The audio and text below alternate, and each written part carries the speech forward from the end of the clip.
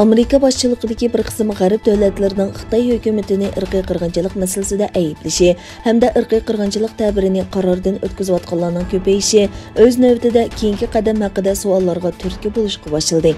Növbətdə zor bir qism kişilərinin bu xil qırğınçılıqqa qarşı turuşdakı tədbirlərinin biri 2022-ci yılı Beyjingdə ötküzülməkçi bolayotgan qışlıq olimpik musobaqasını boykot qilish deb qaralayotganligi ma'lum. 17 may günü Uyg'urlar, Tibetlər və Moğollarning chet ellərdəki bir qism ommaviy tashkilotlari dal mushu masalani cho'rdigan holda birlashma bayonot e'lon qilib, xalqaro jamiyatga Uyg'urlarni irqiy qirg'inchilik orqali yo'qotib etishni qasdlayotgan bir hokimiyatning olimpik musobaqasi o'tkazish salohiyati bo'lmasligi lozim degan markaziy uçurini yo'lladi. Dünya Uyghur Qurultayı, Uyghur Hareketi Teşkilatı, Xalqaro Tibet Hareketi qatorliq tashkilotlar birlashma imzo qo'ygan bu bayonotda aniq qilib, 2022 yildagi olimpik musobaqasiga qatnashganlik Xitoyning irqiy qirg'inchilik qilmishini qo'llaganligi barobar deb ko'rsatildi. Mazkur bayonot e'lon qilingandan keyin har qaysi axborot vositalarining kuchli diqqatini qo'zg'adi. Mazkur bayonotni e'lon qilganning ertasi, ya'ni 18 may kuni bu tashkilotlar bir qatimliq muxbirlarni kutib olish yig'ini chaqirib, bu vaqtdagi masalalarga qarab chiqdi.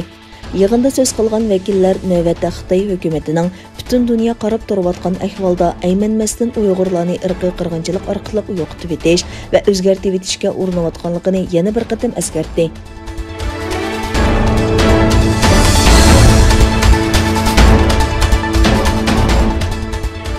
Germaniya parlamentining Xitoyning Sharqiy Turkistondagi Uyg'urlarga qaratgan zulm siyosatini irqiy qirg'inchilik deb e'tirof qilish uchun 17 may Germaniyaning poytaxti Berlinda namoyish o'tkazildi.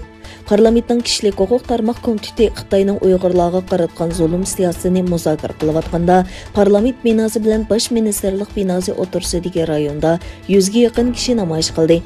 Dünya Uyghur Qurultayıning raisi Dolqun Aysapendi bu vaqtda to'xtalib, ma'lum bo'lganidek, Kanada, Gollandiya va Angliya parlamentlari Sharqiy Turkistondagi bu ziyonkashlikni irqiy qirg'inchilik deb rasmiy e'tirof qildi. Biz Germaniya parlament a'zolari va o'xshamagan siyosiy guruhlarning boshliqlari bilan bir necha oy aloqalashdik. Yavropaning paravuz davlati bo'lgan Germaniyaning parlamentining Sharqiy Turkistondagi voqealarni irqiy qirg'inchilik deb rasmiy e'tirof qilishi uchun tirishdik. Bugun kishilik huquq tarmoq komiteti advokatlar va mutaxassislarning guvohligini anglaydi. Agar kishilik huquq komiteti uni irqiy qirg'inchilik deb yakun chiqarsa, biz uning Germaniya parlamentida irqiy qirg'inchilik deb e'tirof qilinishini umid qilamiz deganlarini bildirdi. Namoyishga yana Turkiyaning bir qism ommaviy tashkilotlari va Xristian Demokratik İttipak partiyasining vakillari qatnashdi.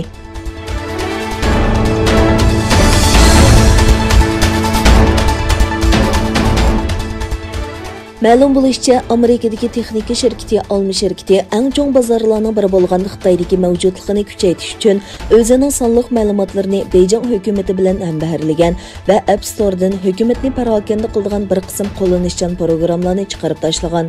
New York vaqtgesining maxsus xabarida ئالما şirkىتىنىڭ bir qism ئابونتلىرىنىڭ sonliq ma'lumotlarini Xitoy hukumati bilan hambaharlaganligi va App do'konidan Xitoyni beoram qiladigan minglagan yumshoq detalni chiqarib tashlaganligi o'tirg'a qo'yilgan.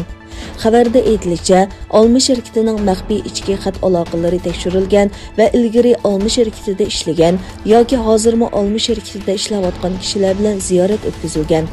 Yaqinda Amerikadagi Uchur nomli tadqiqot o'rni ئالما şirkىتىنىڭ Xitoydagi 7 ta'minlaguvchisining Uyg'ur majburiy amgakiga chetishlik ekanligini o'tirg'a qo'ygan edi.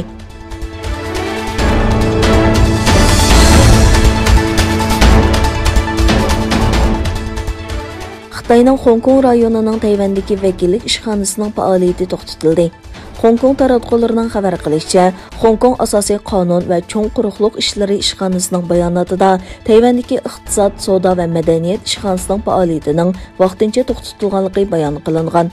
Bu qarorga hech qanday paket bilan ta'minlanmagan bayonotda Tayvandagi Hong Kong aholilarining talabining telefon va Hong Kong hukumatining tor bekiti orqali bir taraf qilinganligi ko'rsatildi.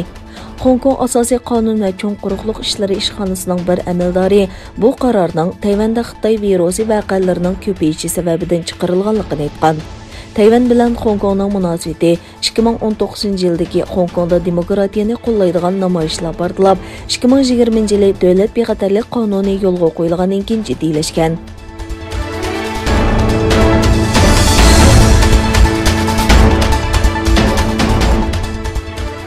Xitayning Shenzhen shahrida 355 metr egizlikdagi egiz binoning ta'mirlanayotgan paytlari vahima paydo qildi. Bino darhol bo'shatildi. Xitayning Guangdong o'lkasi Shenzhen shahriga joylashgan 355 metr egizlikdagi CEG soda binosi shu yer vaqti 13 atrofida ta'mirlanishga boshladi. İjtimoiy taratqulardagi suratlarda ta'mirlanayotgan egiz bino atrofidagi kishilarning qo'rqinch bilan qochib ketganligi aks ettirildi. Shenzhen jiddiy ahvolga taqobil turish idorasining keyingi bayonotida rayonda yer ta'mirlashning xotirlanmaganligi va voqea sababining tekshirilayotganligi e'lon qilindi.